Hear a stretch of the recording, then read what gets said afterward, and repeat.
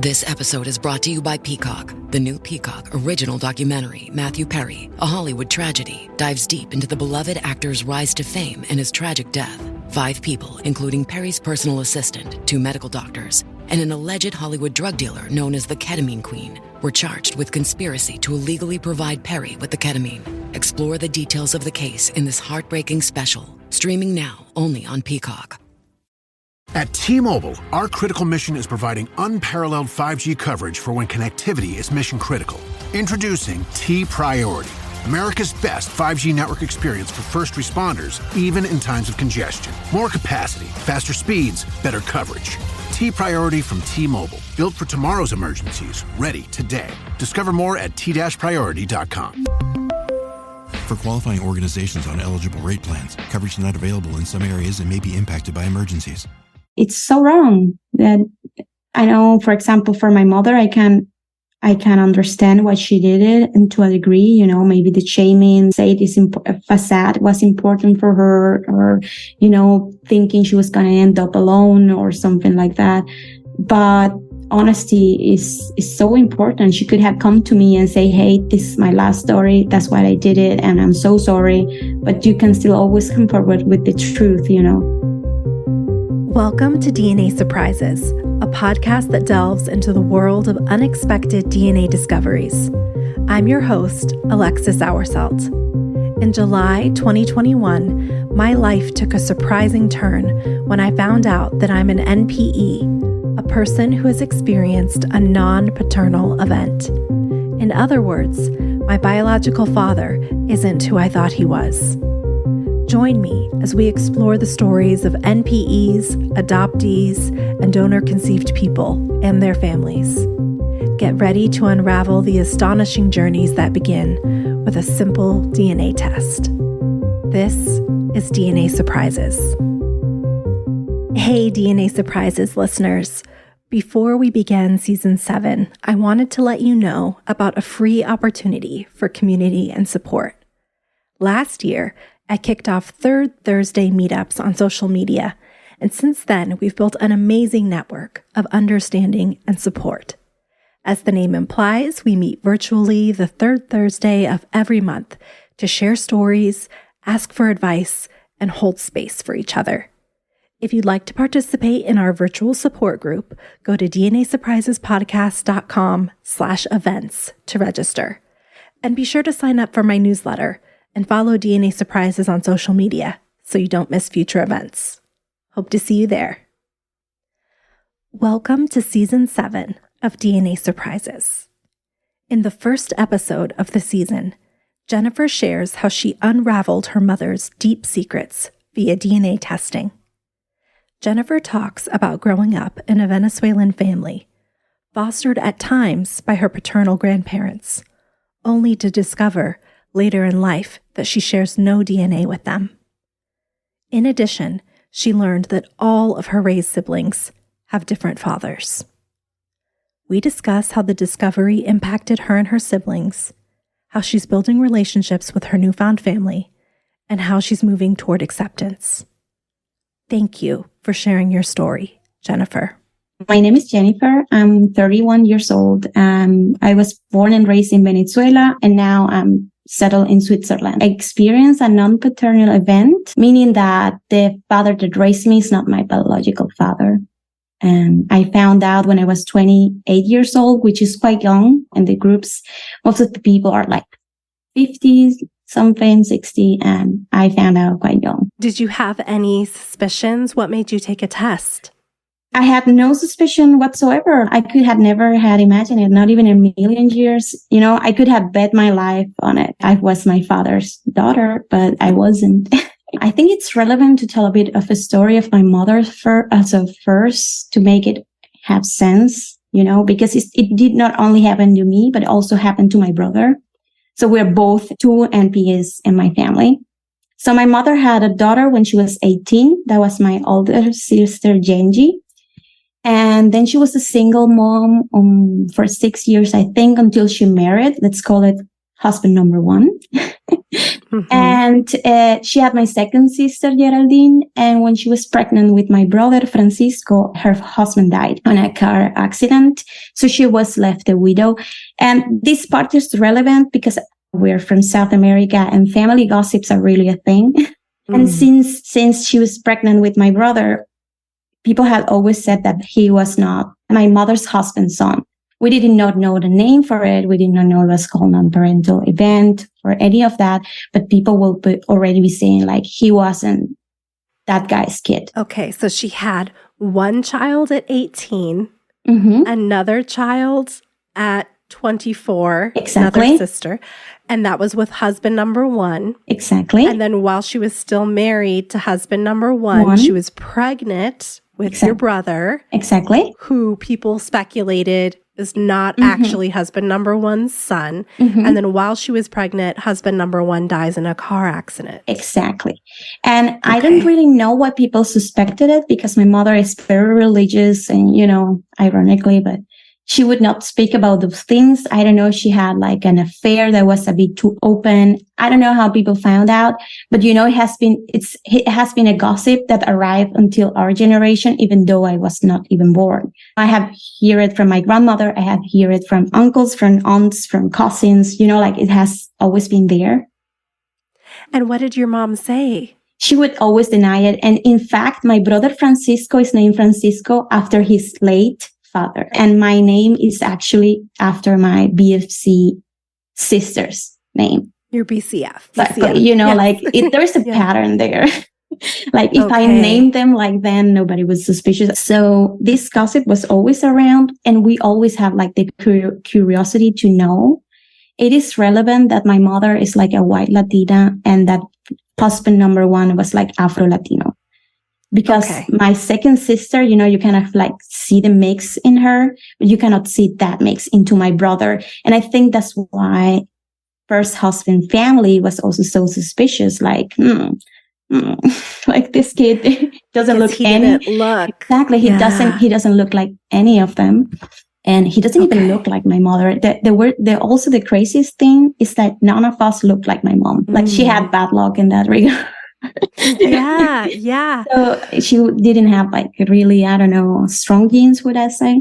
So this was always going on. But for us, you know, at that time in Venezuela, DNA testing was like so far removed from our reality. Like you think that's like movie stuff or CSI. We didn't have a lot of money and we did have the doubts, but for us was like not realistic to really check. Also, husband number one was dead. So it's like, there's no way to do a paternity test at that point.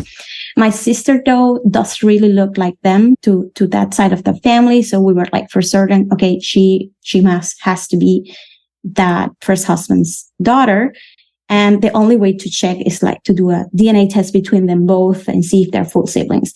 But yet again, that's just us dreaming that my day we might do it. Then my mom was left a young widow with 3 kids, right? And she met my dad. After she met my dad, he gets her pregnant. I do it in quotes because if he would have, I would not be here talking to you. Right. So is she married to your dad or is he like a boyfriend? They're still together. Okay. Yes, they're still together up to this day. So husband number 2 is my dad, the current husband. After he got her pregnant, they got married. And that I found out like with the NPE because the story I was told is that they married and then they had me. And this is something like the whole family covered. I didn't even hear like gossips about that my mother married pregnant with me. But you know, that came into light when it needed to come into light. And after a year and a half, my sister Saria was born. She's the youngest. So we are a group sibling of 5 from my mother.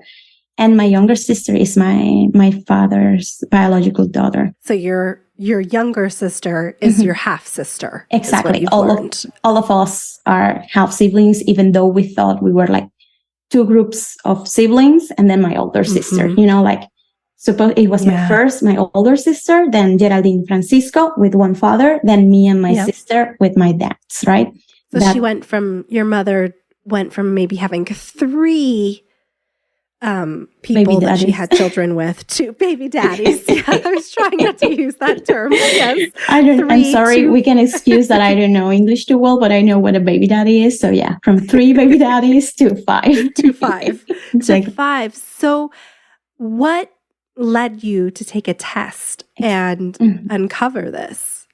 So I moved, from Venezuela. I was getting very bad and we all kind of flee. All of the siblings left and my older sister came to Switzerland, and then I was studying engineering in Venezuela in a good university, and I asked to be moved, to do an exchange or something.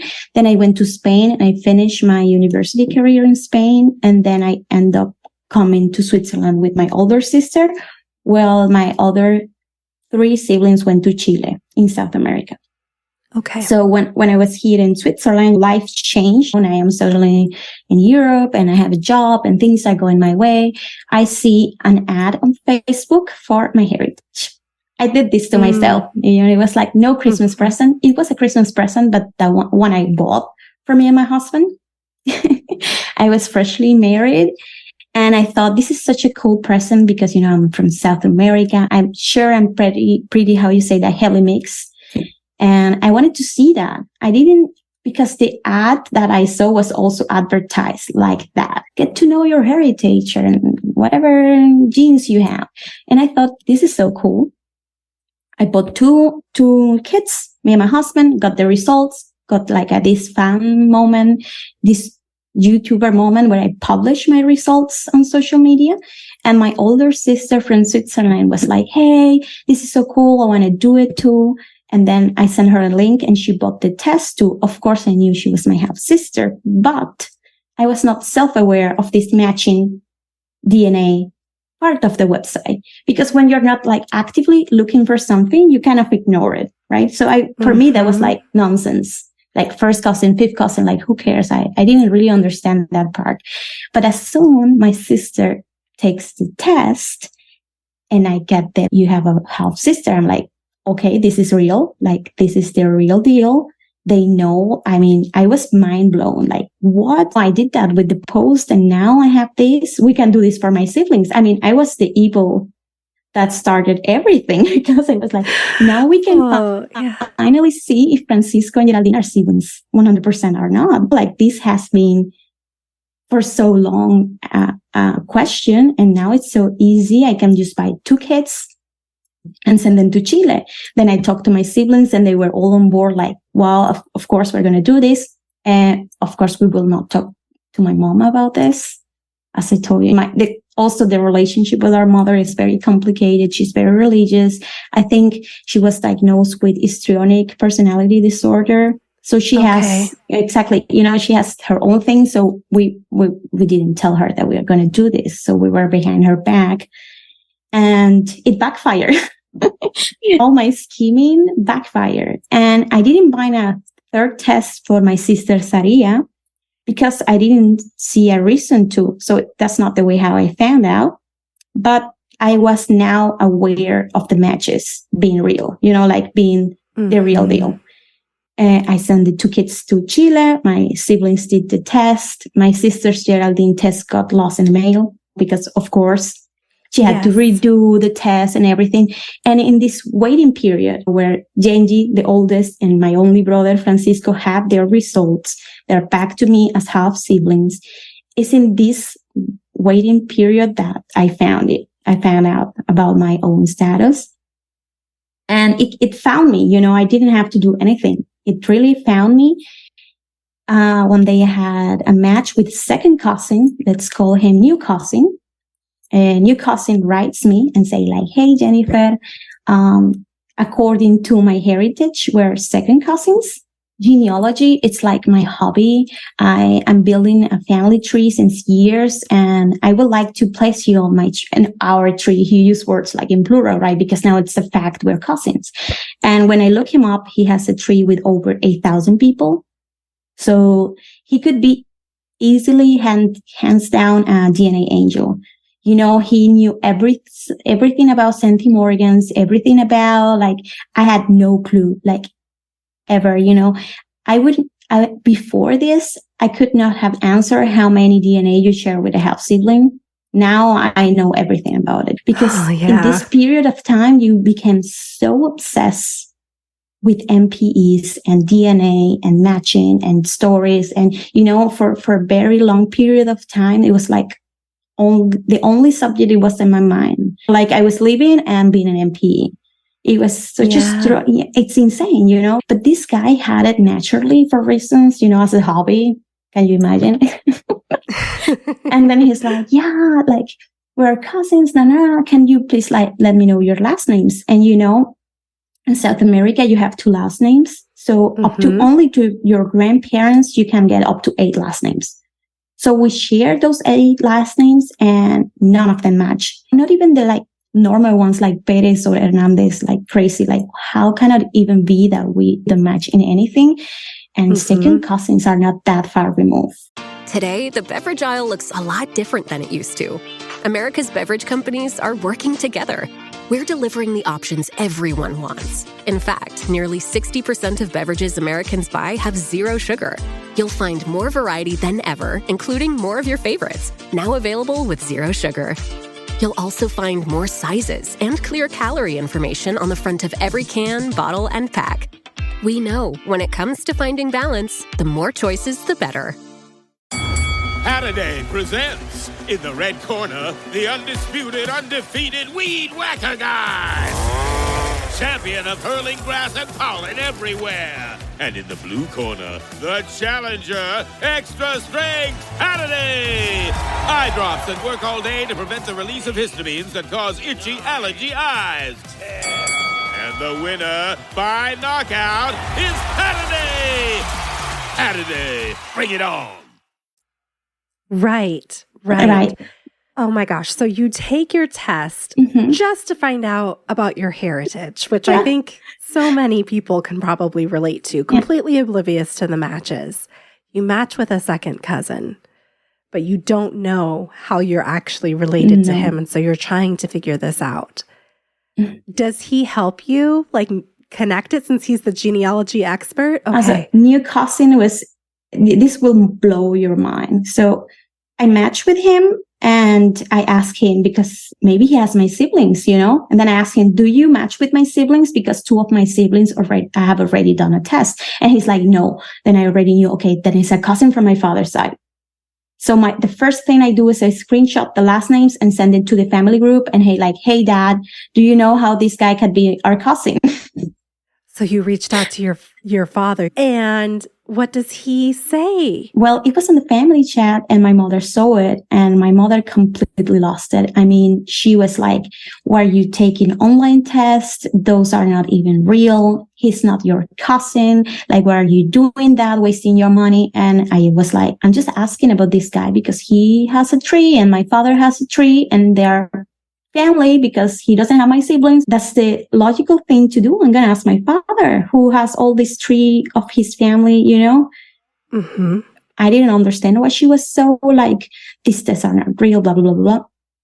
So at the end, my father responded like, no, he might not be family of ours. And I didn't push too hard because it was a second cousin. At the end, I don't know, I don't want to use the word, but the word I used back then was bastard, because in Spanish you use it a lot. And then I thought it could have been my father, the bastard, or one of my grandparents, or his father, or his mother, for all I care. There were like a million ways to explain how he could be my second cousin.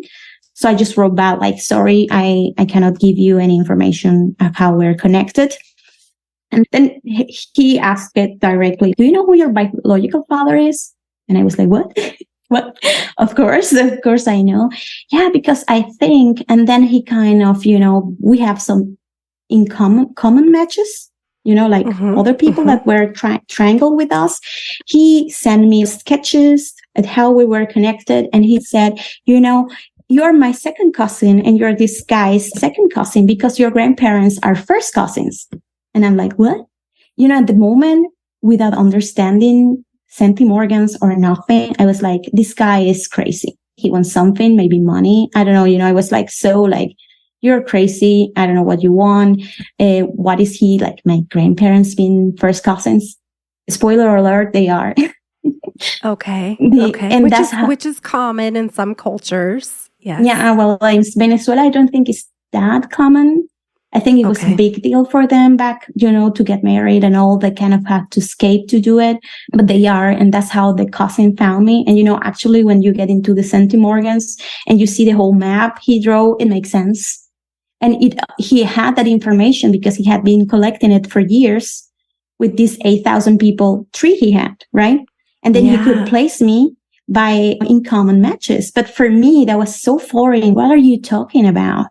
You know what I mean? Yeah. So your reaction was, this is not true. Alexis, it took me 2 years.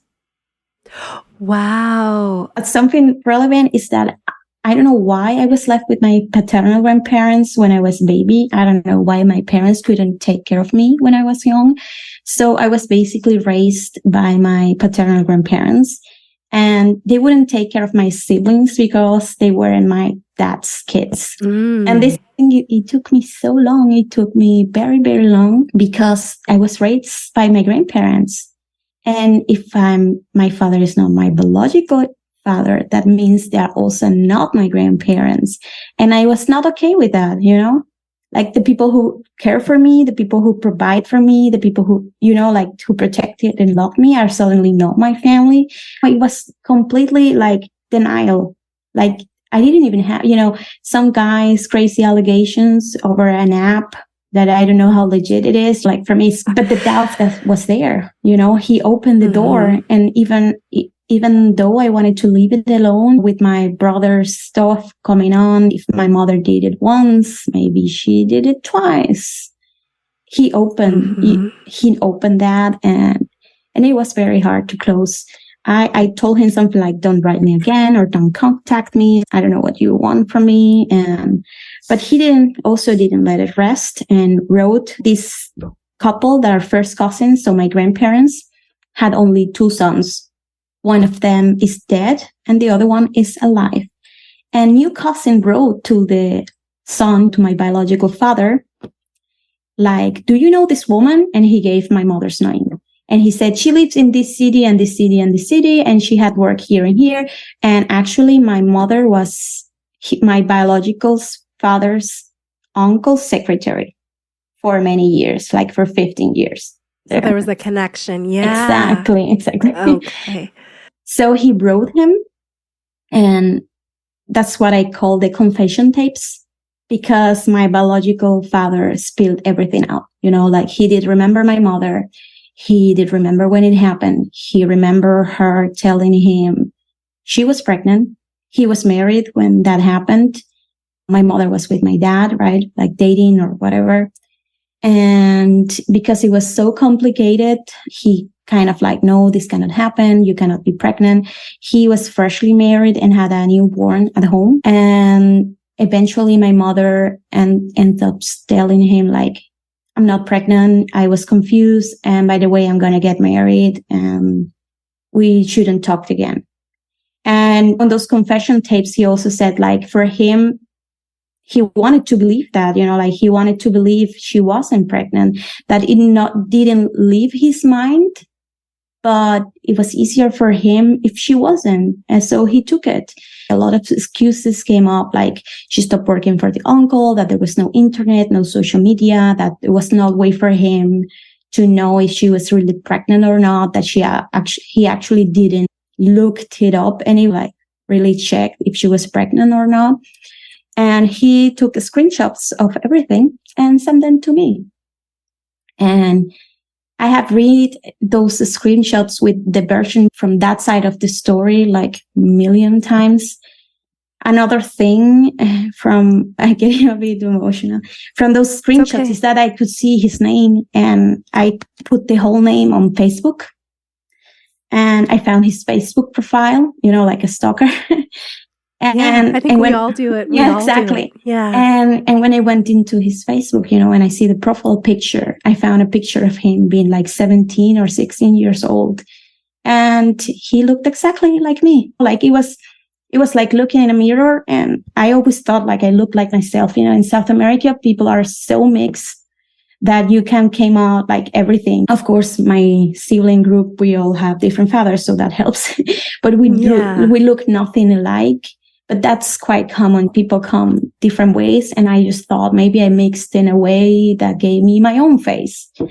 But it's not true. I look like him. I look like his kids, like his mother, like they're very strong features, like the thick forehead and the nose and the eyes. Like it was insane. That is the first time I cried because, you know, I wanted so hard to believe it was just a setup or a lie, but what were the odds, right? Like some random dude hacks into my heritage to be my second cousin. Like he could not have a hack to be, I don't know, my sibling.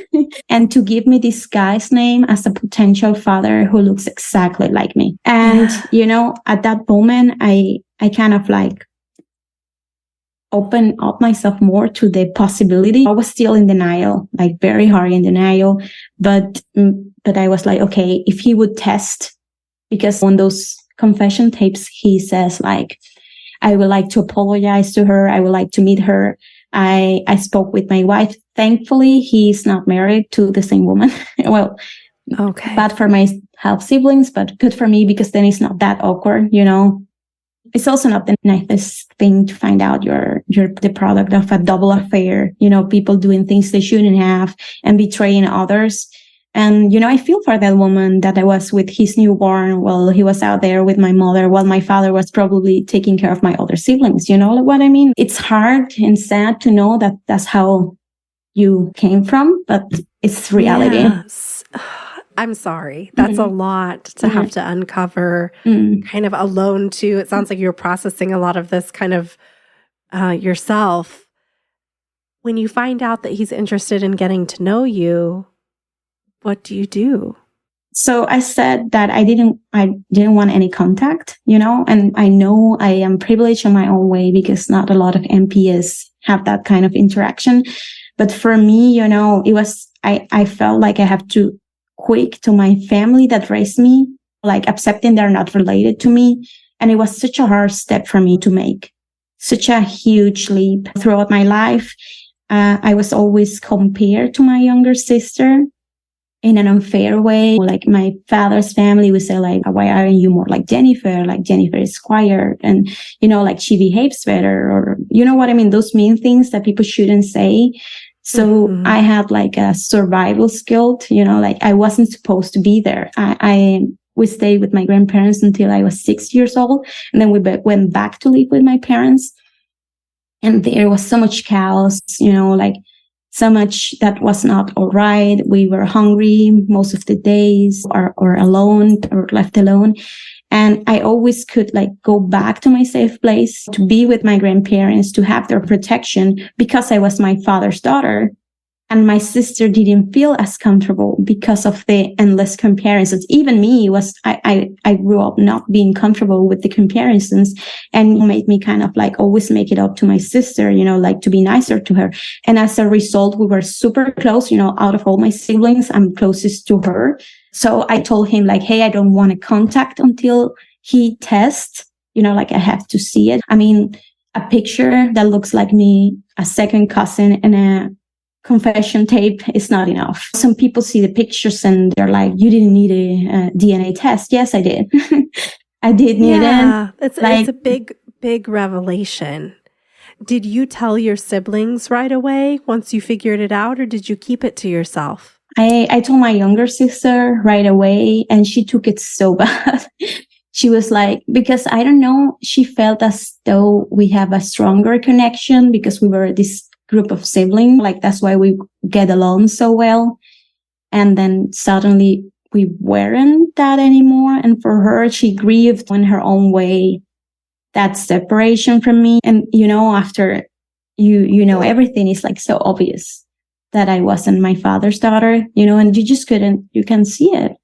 But it is pretty obvious now that I know.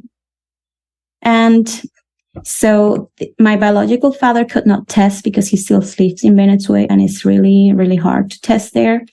But he has 3 children, 2 with the first wife, who he cheated on with my mother, and 1 with the current wife. And one of my half sisters was living in Madrid. So it was like settled, like she would test. I was very against it. I think it was just complicated because I don't know. I told him to test and now he cannot. What if she comes out and it's not my half sister? That doesn't mean that this guy is not my father. Maybe she is and then his daughter. It was so complicated at the time. And I was also acting very complicated. But at the end, I accepted and was like, okay, she can test. She did test. And I remember it was a Sunday when the results came. And she was there with a 26%.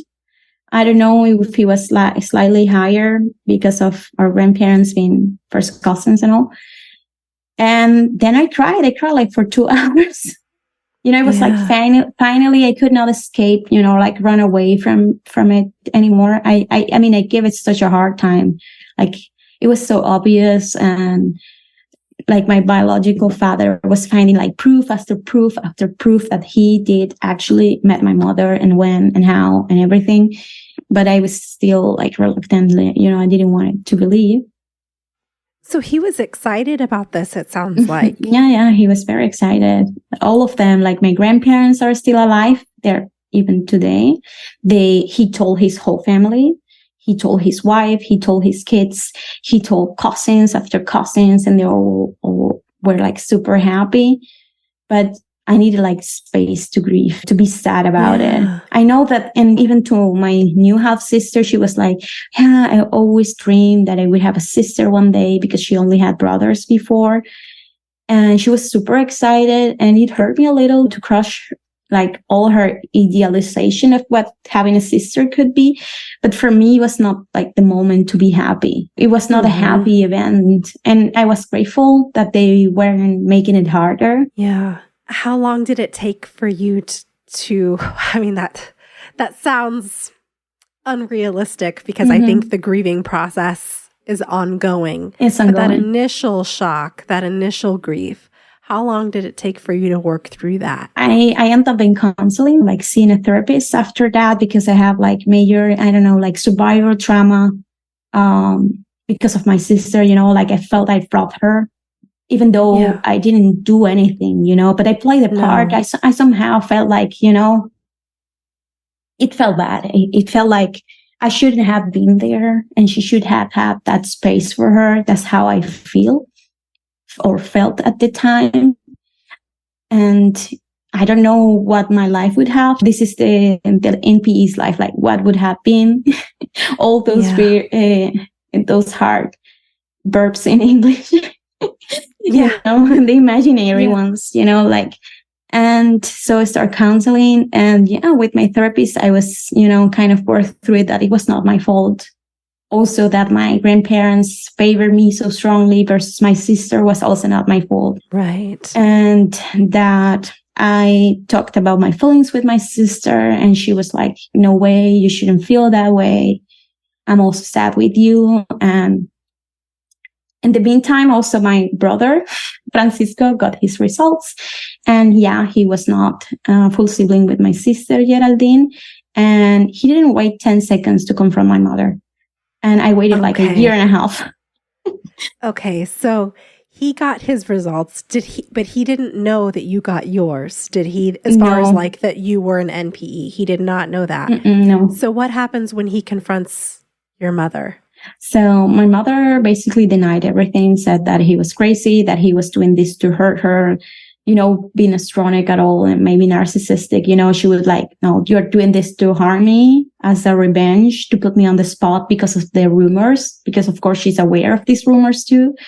And then actually we came forward and were like, this is pretty legit. They are not full siblings. That doesn't mean he's not that guy's son because we have no way to prove that, but they do not have the same father. And that's a fact. At some point she said like she could not remember that maybe she was raped and forgot everything because of the trauma. She denied it so strong. Like we could not get a name from her. My brother had no matches on his father's side that would work for anything. I think the only match he had was an adopted person also looking for answers. And he was there, not even being an unknown NPE. Soon after he found out his NPE status, I opened up to him and said, hey, this is happening for me too. And we got closer because I think, out of the whole sibling group, we get it.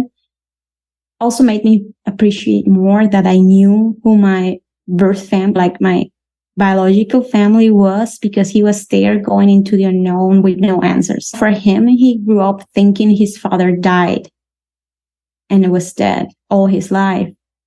But then suddenly it might be out there.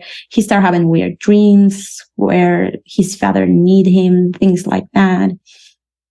Then I also opened up with my mother. She said that was unbelievable, like that was not possible, that she was with my father, that I'm my father's daughter. And I was like, no. Of course, at the end, I tested my BFC sister, so my aunt.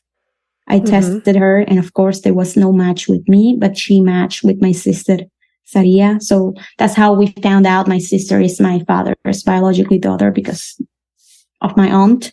Of course, my mother doesn't know that, that we test my aunt. Okay, so you didn't tell. Okay, so she doesn't know that. Does your birth certificate father know now?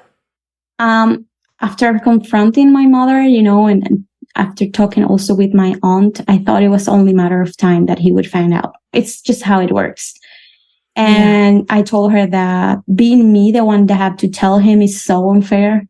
It has to come from her. And I thought he deserved the truth, because it has that how Latin families also work. It was not going to be a secret for too long.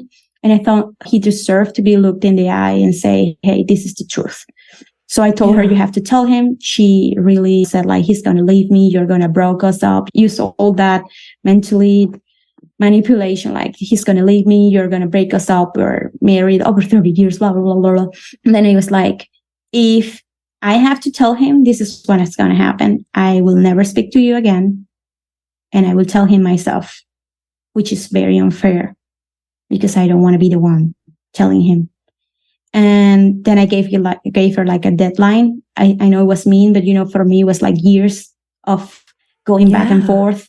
And I was like, this is enough. I was like, either you tell him or it's going to be me. And at the end, she did. My father took it too well.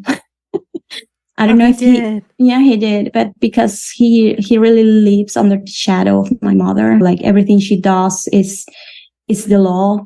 And I don't know if he could not grieve any of it, because then she would have been upset. And I felt for him. I really felt for my father that he doesn't have that space. I think it would have been more healthy for him to grieve, get angry, and then get back together with her and forgiving her. But just his reaction was like flat. Oh, okay, you're still my daughter. And on the message he sent me was like, please don't get angry with your mother. So and protecting her feelings. Exactly. And it felt such a like betrayal, like he could have jumped with me in this grieving shape, because we were together in this. And I felt like he took her side, no questions asked, like, doesn't matter. Just don't be angry with her. And that was it. How long ago was that conversation? That was like 2 years ago. No, 1 year and a half. Okay. What is your relationship like with him now? Because I don't know, with my growing up, being so weird, being with my grandparents and everything, I always felt like a disconnect from my mother. And I wonder now if it was because my status, maybe it was a constant reminder for her of something that she did wrong. You know what I mean? With my father, I had a very good relationship growing up. But, I also resent him in a way that he did not protect us from my mother's, like, abuse. He was also victim. He jumped into the victimship, and we were all mistreated by her, where he could have protected us. So the more I was growing up, the more I was driven away from him, also with my mother. And this situation made it so much worse. Also, from the point my brother confronted her until I confronted her, a year passed. And in those 12 months, she never came forward. Jenniffer, I need to talk to you, like never. And when I did actually confront her, it was more lies and more denial. And up to this day, she said there was no way for her to have known. Even though my biological father said she told him she was pregnant. I told her that, and she was like, he's lying. So how is a person, I don't know, random person telling me that you told him 30 years ago that you were pregnant? It's a lie. You know, and he said that before the DNA test with his daughter was done, you know, like, it's very complicated, but this MP stories are all complicated. They are.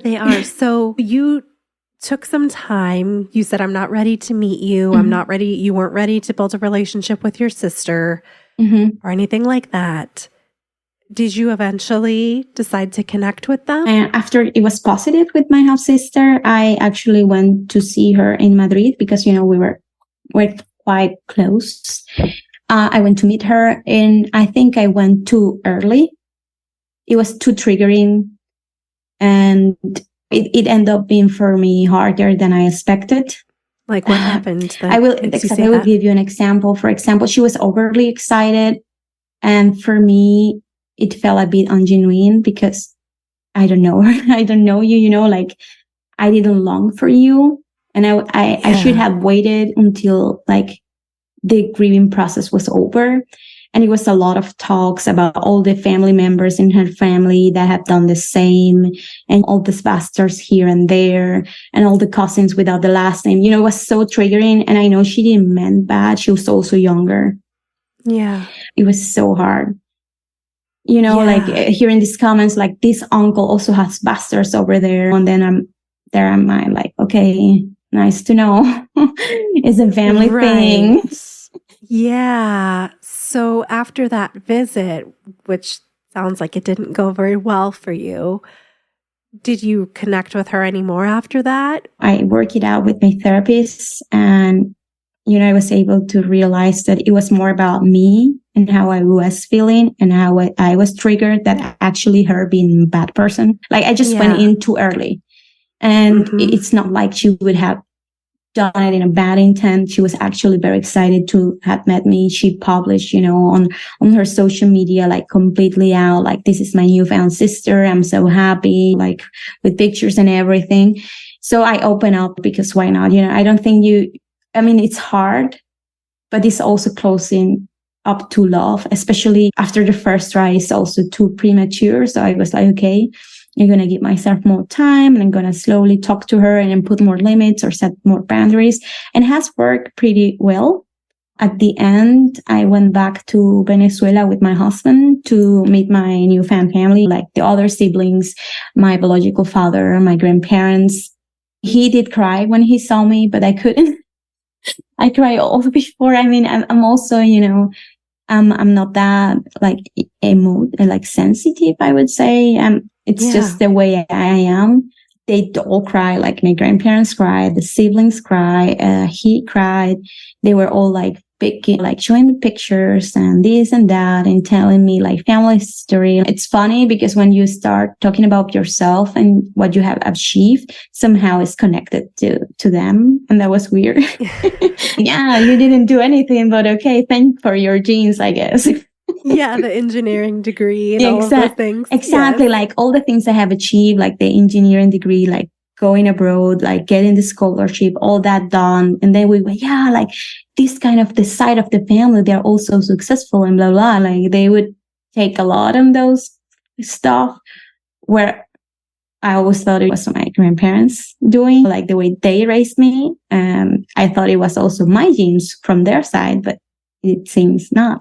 Yeah. Are your grandparents still alive? The ones who raised you? No, both of them passed. And in a way, I'm thankful for that. I don't know how would have they react to it. I, though, told everybody on my family. I mean, I'm in the closet, like social media kind of like closet, but in my family, I made sure everybody knew. Like everybody has to know. And I felt it was just the way it is. Like, this is me, and having to lie about it, you know, it makes me feel uncomfortable. If people ask me how many siblings I have, I would just say how many siblings I actually have. And I would say, you know, how many now? You have 7? 7. Okay. Exactly. 7. I would say 7. I would say this, like 4 from my mother's side and 3 from my father's side. And since I've started doing that, it feels way more natural. It was also part of the therapy process. I have a father that raised me, and then I have a biological father who I didn't grow up with. And a lot of people have those stories. And it's just a way, it's a fact, like it is the way it is. He's now in my life. I want to touch on something. We talked earlier and kind of had a laugh about this baby daddies conversation, right? That your mom has 5 baby daddies. And I think that that's something that's often very stigmatized culturally, to have multiple baby daddies. Not so much the baby mama side, but the baby daddy side. Especially in South America. Yeah. So for you and your siblings, now you all know this, do you feel any stigma about the fact that you all have different fathers? And to be clear here, I am not here for the shaming and all No. Just to be I clear, totally get it. And, for me, I felt for my mother, she was a widow with 3 kids. Everybody makes mistakes.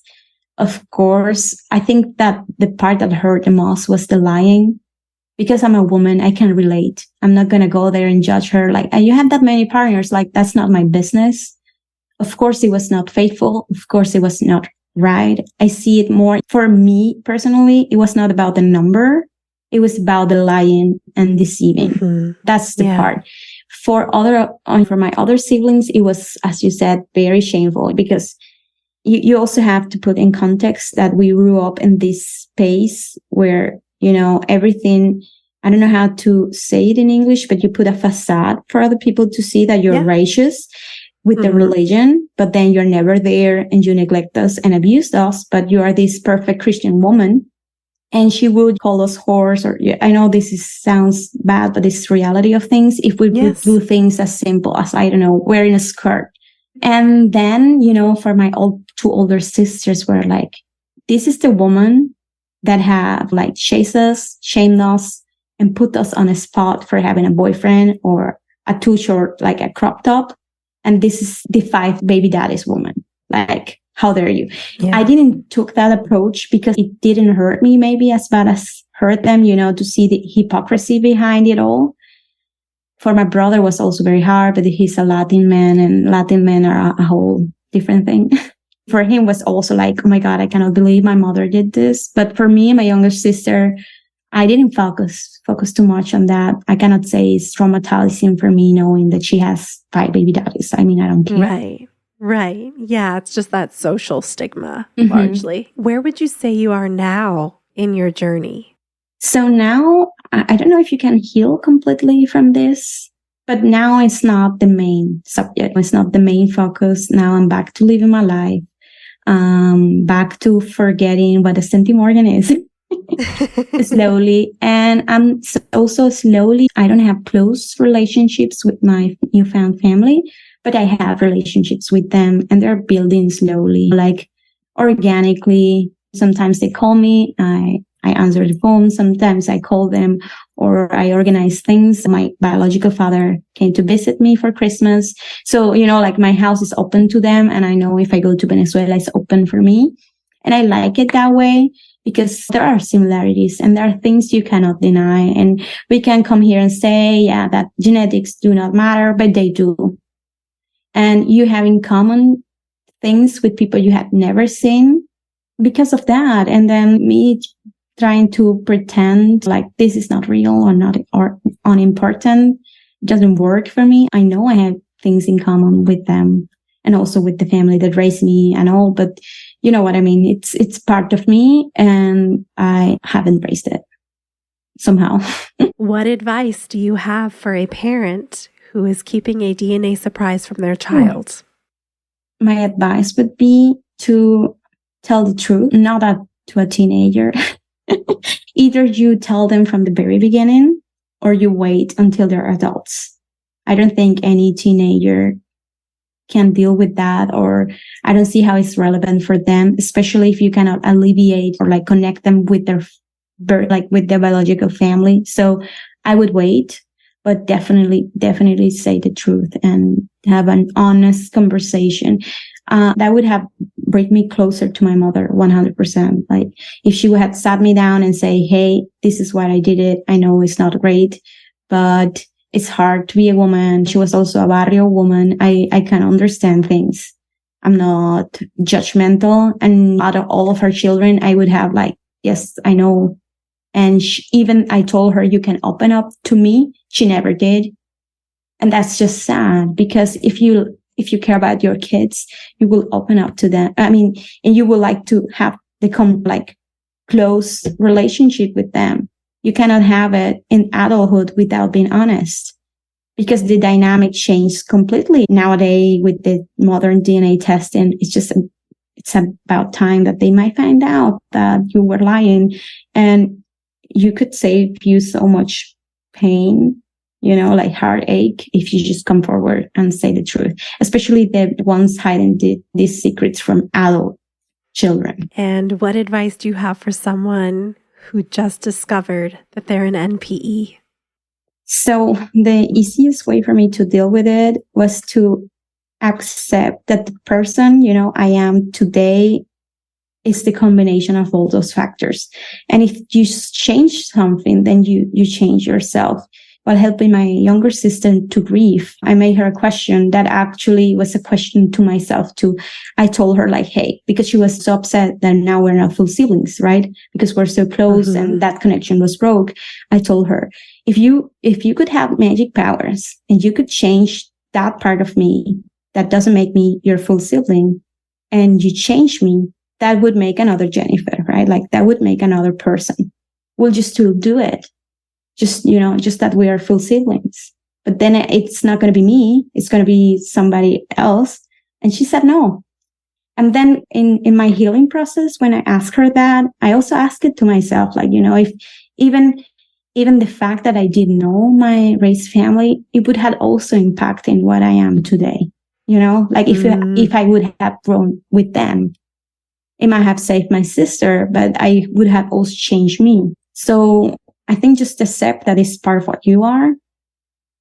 And that it's a good thing to know the truth. Some people say they wish they would never, like they would have never found out. I cannot relate to that. I mean, I'm so happy I did.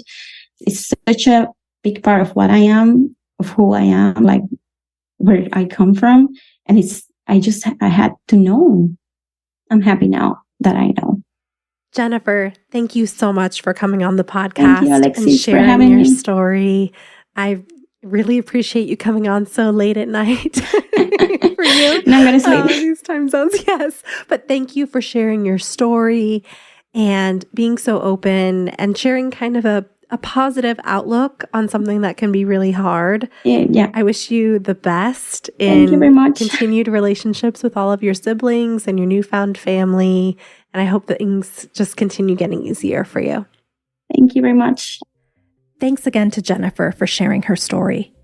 If you have a DNA surprise that you'd like to share, please visit DNAsurprisespodcast.com.